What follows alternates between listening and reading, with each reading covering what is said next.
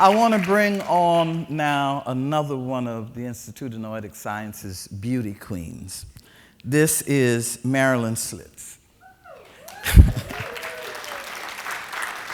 And Marilyn is a scientist.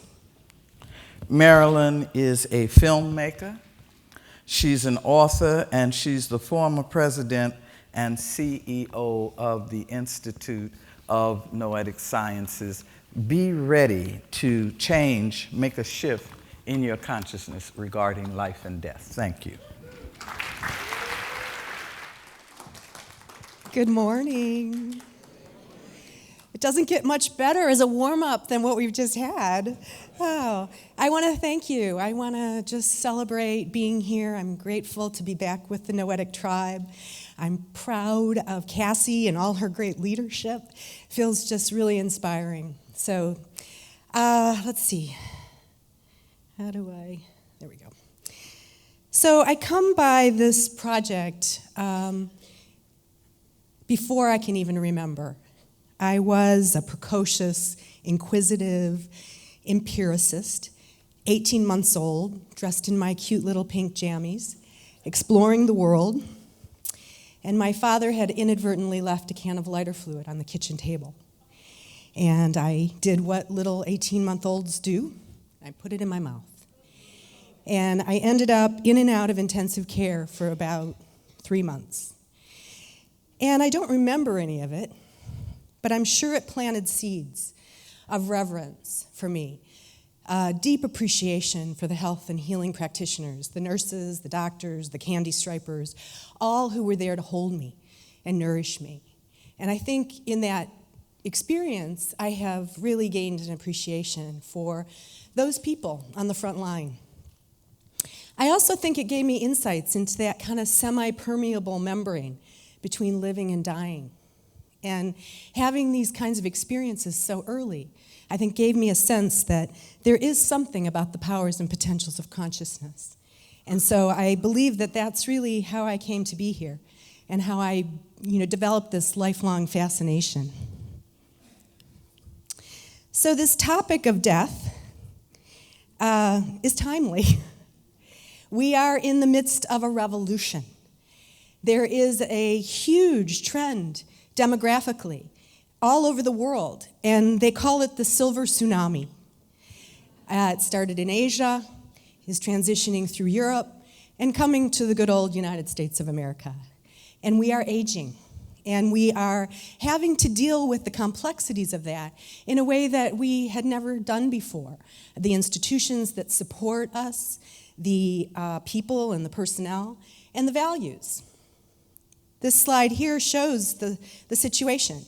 2009, 39.6 million people were seniors. By 2030, it's going to be 72.1 million. This is an issue that we can't avoid, and nor should we. One of the things about death, though, is that it's frightening for people. In fact, there is a deep terror people have about our own mortality. And it's not just here. Sometimes people say, well, it's just about people in the Western world. But last year I had the privilege of traveling around the world, talking about Death Makes Life Possible. And I can tell you that throughout the world, in Taiwan, even in a Buddhist monastery where I was speaking, 300 people came and expressed their deep concerns about their aging families, the role of their caretaking, how they were going to address the financial stresses of this trend.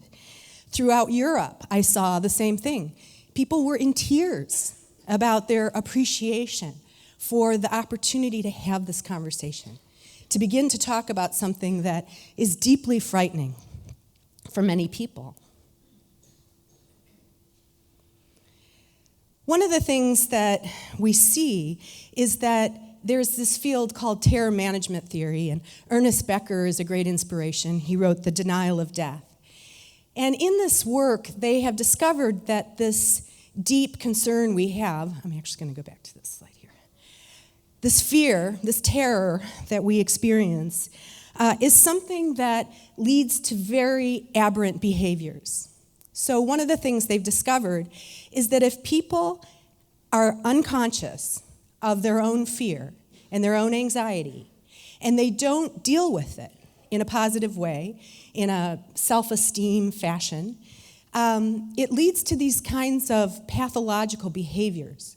So, for example, what they find is that people, when they get triggered by death awareness and haven't brought it into their conscious awareness, end up becoming very insulated. And so they identify with people who are their in-group, people who share their values, and they demonize the out-group. And they create violent acts toward people who are different from them. They do very aggressive things. We do very aggressive things. And I think all we need to do is pick up the newspaper and see the trends that are happening in the global community to understand that these kind of pathological reactions are insidious. And we need to transform that fear so that we can create better ways of being together. This is Yassir Chadli. He was one of the people I interviewed for the film that we created and the book. Whether you're Christian or Buddhist or Muslim or atheist, everyone meets at that point we call death. So instead of seeing this kind of terror as something that we need to move away from and deny, we need to address it and come to terms with healing our relationship, redefining death, and transforming our fear into an inspiration for living and dying well. It's something that we have to do, and we need to recognize that we're all in this together. And no matter what the skin color or the ethnic background or religious perspective, political view, we're all going there.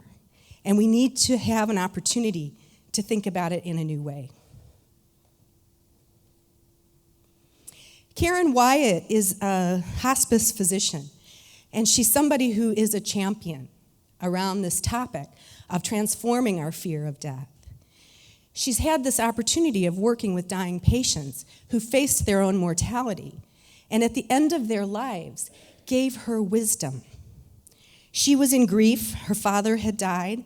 She was incapable of overcoming it. It was plaguing every aspect of her life, her relationship with her kids, her relationship with her patients. And so going and working in a hospice gave her a window seat on the front line. And in that process, developed what she calls the wisdom path. It offered her the opportunity to grow her own wisdom and to grow her own appreciation for this semi-permeable membrane between living and dying and what may come after. This is a little clip from the film Death Makes Life Possible. Dr. Peter Fenwick is a leading neuroscientist out of England. And so I'm just going to play a little bit here so you'll get a taste of some of the noetic dimensions of this issue that we're talking about. If I can find the little, there we go. Okay.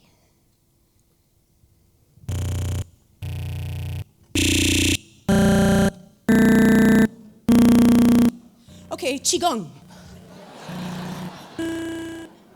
This is all intentional.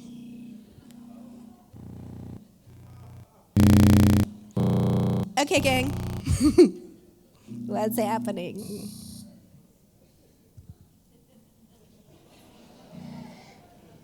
He's not having a seizure. He's having an enlightenment experience.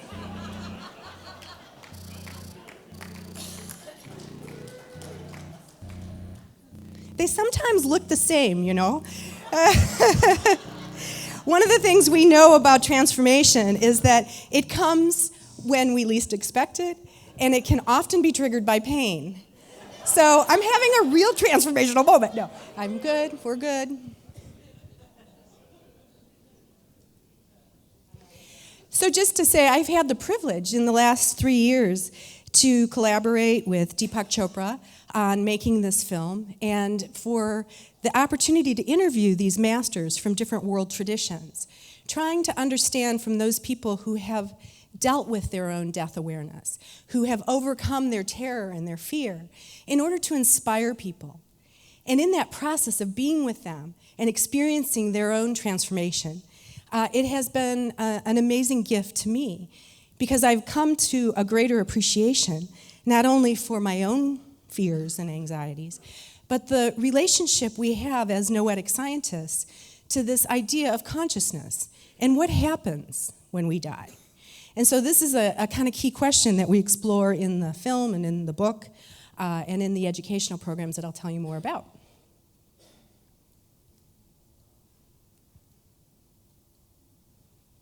Take two.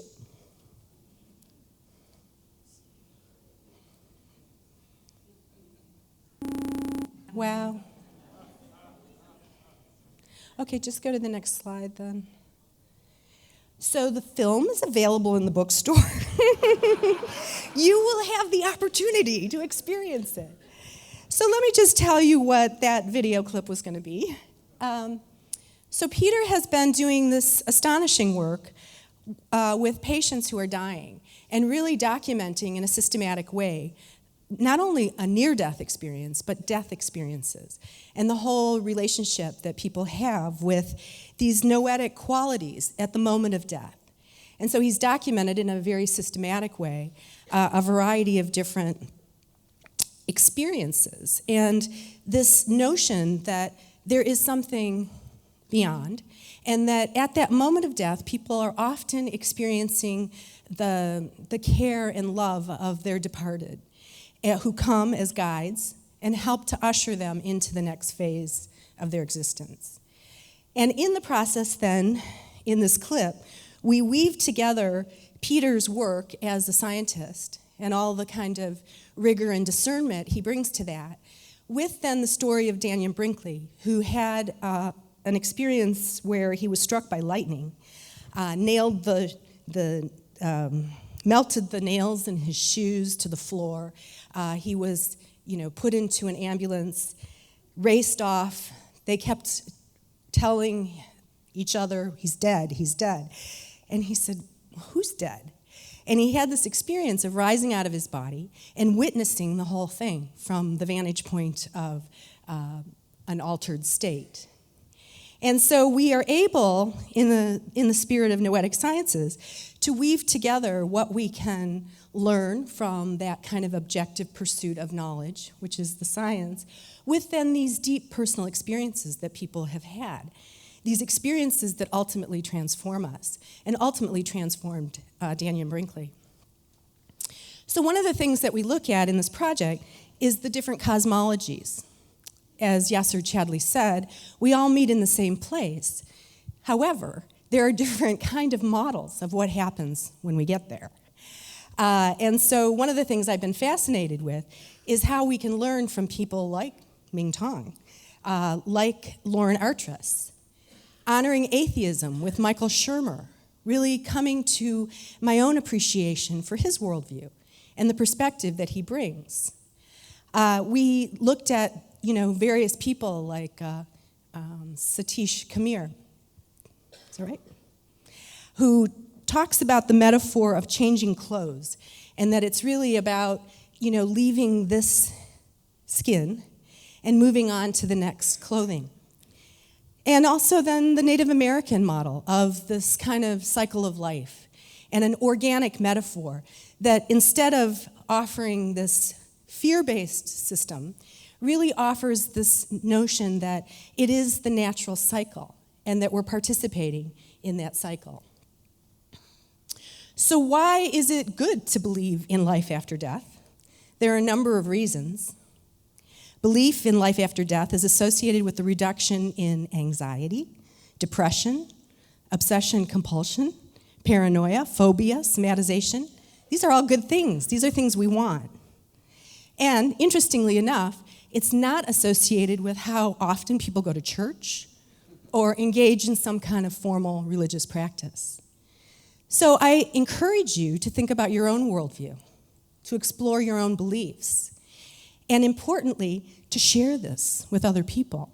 Because one of the dangers that we face in not dealing with our own death is that we have ideas of what we want and we don't communicate it to anyone. And so the majority of people, for example, want to die at home, and the majority of people don't, because they never talk to anybody about it.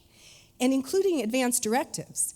You can have an advance directive if nobody knows where it is, it's not going to do you any good, particularly in a moment where it's a crisis. So,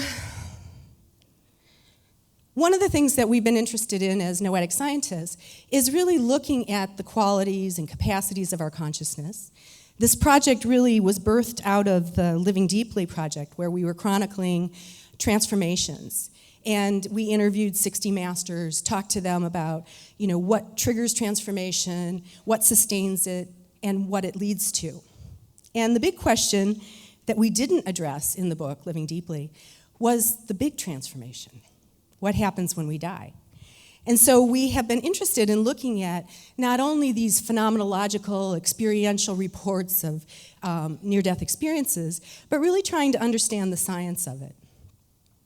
So we have materialist neuroscience that tells us that there are changes in our biology, changes in our brain, even can predict things like near-death and out-of-body experiences. But that doesn't really tell us anything about these realms of experience beyond the physical. For that, we start to look at other pieces in the puzzle. So for example, the idea of non-local consciousness, the kind of work that IONS has been committed to for years, demonstrating that there are ways in which our consciousness may be causal, it may reach out into the world in ways that are measurable, and that have real implications for understanding health and healing, but also for understanding this idea that consciousness may be more than an epiphenomenon of the brain. It may have this capacity to reach out. And if that's true, it may have the capacity to reach out beyond death.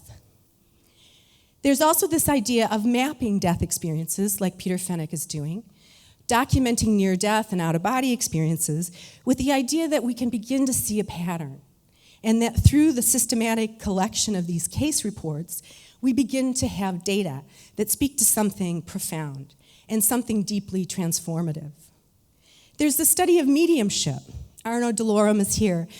He's been doing some very innovative work, looking at what happens in the brains of mediums when they're getting information that is deemed to be correct about a discarnate entity.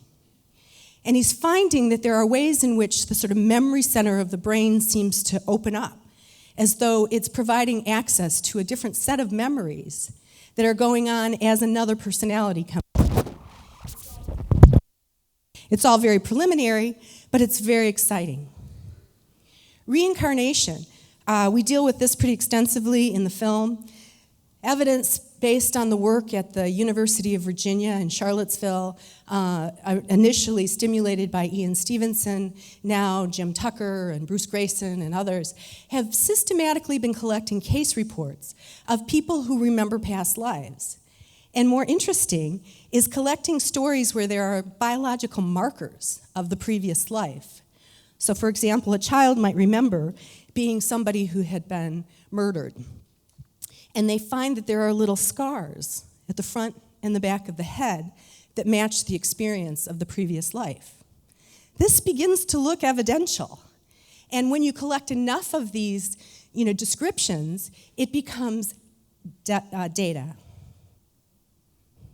One of the things I'm most excited about is the idea that as we come to terms with our death awareness, as we understand and appreciate the complexities of consciousness, that we are living in the time of a paradigm shift. And I think that's why we're here. We feel it, it's kind of a palpable sense, and yet it's a little confusing to be in the middle, to not quite know where it's heading. And one of the things I'm excited about is seeing the bridge between the ancient wisdom traditions, being up here with Ming Tong, experiencing a practice that is thousands of years old and has been polished and perfected. And at the same time, having the opportunity to talk with scientists who are at the frontiers of quantum physics. And thinking about some of these principles that come from the wisdom traditions, principles that have to do with interconnectedness and non-local communication, entanglement. All of these speak to the idea that there is something more than just this embodiment. There is something that extends out. So Rudy Tanzi is somebody who I worked with. He's a professor at Harvard. He is one of the world's leading authorities on Alzheimer's. He was voted by Time magazine as one of the 100 most influential people in America. And he is somebody who believes memory is not stored in the brain, and that there are qualities of our experience, of our personhood, that live beyond the body. So he says this is a quote from the book, "The soul is the keeper of identity. The consciousness you experienced over your life stays intact." I believe that. That's more of a spiritual belief than a scientific belief. But I trust my intuition more than anything. And my intuition says, yes, this is probably the case. So here you have somebody who studies Alzheimer's. The idea that our memories begin to dissipate, who believes that memories aren't stored here anyway. And so it gives this kind of hopeful message that somebody in the hallowed halls of Harvard is telling us that there is more, and that there is this new theory related to quantum physics, engaged with the wisdom traditions, that is revealing a new paradigm, and that we are collaborating in the construction of that paradigm. It's as though Willis Harman talked about the pathfinding project. If we can vision the world we want to live into, we can be pulled to that world, but we can also co-create it. And that's what we need. We need to change our imagination and begin to change the collective imagination.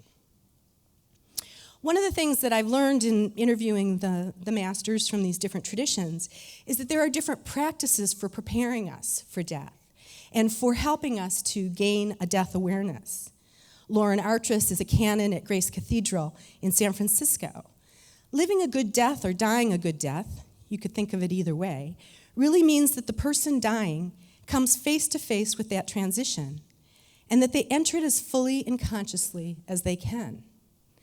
So in the book, I describe different death preparation practices. For example, in Sufism, you need to die to live. And so they practice sleeping in cemeteries with dead bodies so that they gain a greater sense of comfort, so that they understand and can prepare with their imagery, with their imagination, in order to be fearless. One of the things that we did in the context of our research on transformation is to create a change model. It's a noetic change model. The idea is that the catalyst of transformation begins with these noetic experiences. It begins with that first-person direct encounter with the numinous, something beyond our rational discursive intellect. And through that, we can either deny the experience, or we can begin an exploration process. We can look to discover. And in that process, we can find practices.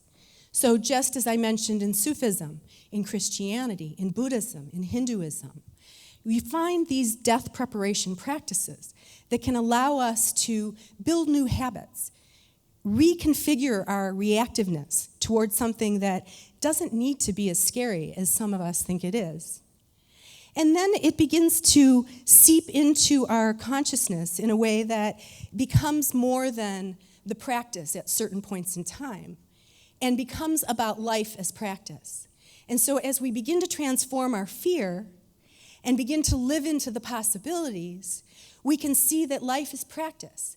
And just as I talked about the terror management theory literature, where we see that people become very reactive and defensive toward the outgroup, toward the other, we begin to think about the other as something different. And we become part of that. So we move from this sense of the me to the we. And we find ourselves engaged with a much larger sense of our collective endeavor. And so this idea of transforming the fear of death has social implications. As we begin to live this practice, as we begin to move into a different paradigm, and then to begin to bring this into all the institutions in our culture. So we think about healthcare, where death is considered a failure. And doctors don't even talk about it. Even in some hospices, they're not supposed to mention the D word. How can we empower people to move beyond this in the institutions that are most closely connected to that transition? Many of you knew Lee Lipsenthal. He was a dear friend, a board member. He wrote a book called Enjoy Every Sandwich. We followed him as he was going through his own dying process. And here's his wish. Someday you will face your own mortality. At that moment, I hope you see that your life has been well led, that you hold no regrets, and that you loved well. On that day, I hope that for you, it has become a good day to die. So, this is a movement. There is an uprising of interest because of the demographics, partly because boomers want to do things differently, want to do it better. So by golly, we're going to do death better. So we see that there are now death cafes, death salons, the Dining with Death program, the Conversation Project, which I encourage you to check out. Beautiful work that's happening all over the world. And we are part of that, and we have an opportunity. So I see the book and the film as tools that can help people to engage in these kinds of conversations, can help them explore their own perspectives, their own worldviews, and to talk with their families, with their loved ones, with their community. And so there are various ways you can get involved in this movement. You can host a screening. We have a facilitator guide that helps people to engage in the conversation and invite questioning. We are just moving out into retirement communities. We're doing a pilot project in 10 retirement communities right now. Just got picked up by the largest retirement community in the country to do some piloting around this death awareness with seniors. We have a new podcast series. I invite you all to check it out. It's free. Go on iTunes, look up Death Makes Life Possible. There are a number of very short little programs about transforming grief and helping us to awaken to our own worldview. There are classes that we're offering online, and the opportunities to engage in this conversation in a way that is deep and meaningful. And this is not a public proclamation at this moment, but we just are completing the agreement with Oprah Winfrey, and the film will have its broadcast premiere on October 1st on the Oprah Winfrey Network. So we're really excited about that. Anyway, I thank you all for your work. I thank you for being the midwives for this new paradigm, for helping to articulate a different set of questions, and for living into the possibilities that we have an opportunity to heal something that is deep in our psyches, and that each of us can be part of that ambassadorship. So thank you very much.